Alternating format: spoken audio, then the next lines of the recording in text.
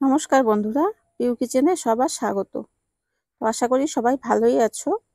আজ চলে এসেছি আমি আরেকটা নতুন ভিডিও নিয়ে। তো এখানে আমি গরম জল বসিয়ে দিয়েছি, আর এখানে কিছু বাইম মাছের শুকটি আমি কেটে নিয়েছি। এগুলো আমি গরম জলে একটু ভালো করে পরিষ্কার করে রাখবো। এখন আমি কড়াই বসিয়ে দিয়েছি, কড়াইটা কিন্তু বেশ ভালো গরম হয়ে গেছে। এখন আমি পরিমাণ মতো তেল দিয়ে দেব।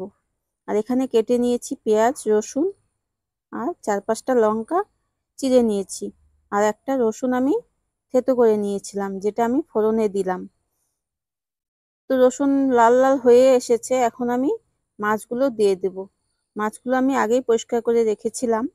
সেই মাছগুলো একটু লাল লাল হয়ে গেলে এখন আমি কেটে রাখা পেঁয়াজ, রসুন আর লঙ্কাগুলো এখানে দিয়ে দেব।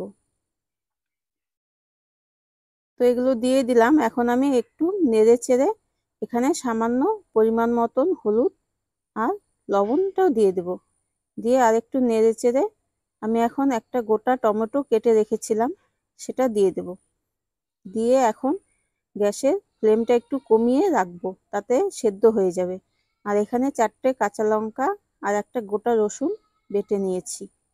এই বাটাটা আমি এখন দিয়ে দেব। দিয়ে থালটা ধুয়ে আমি সামান্য পরিমাণ মতন অল্প জল দেব, তাতে পেঁয়াজ রসুনগুলো একটু সেদ্ধ হয়ে আসবে। তো এখন আমি ভালো করে এটাকে কষিয়ে নেব। কষাতে কষাতে যখন একটু তেল ছেড়ে দেবে তখন আমি নামিয়ে নেব। তো আমার ভিডিওগুলো যদি তোমাদের ভালো লেগে থাকে, অবশ্যই চ্যানেলটাকে সাবস্ক্রাইব করে আমার পাশে থেকো। আর তোমরাও একবার বানিয়ে খেয়ে দেখতে পারো, খুবই ভালো লাগবে। আশা করি তোমাদের খুবই পছন্দ হবে। তো দেখো, আমার কিন্তু শুকনো মাছটা হয়ে গেছে। এখন আমি এটাকে নামিয়ে নেব। তো আমি এখানে নামিয়ে নেব, একটা বাটি নিয়েছি, সেটা আমি নামিয়ে নেব।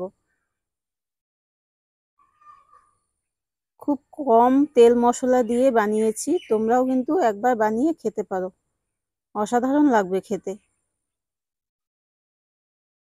চলো টাটা, আসবো পরের ভিডিওতে।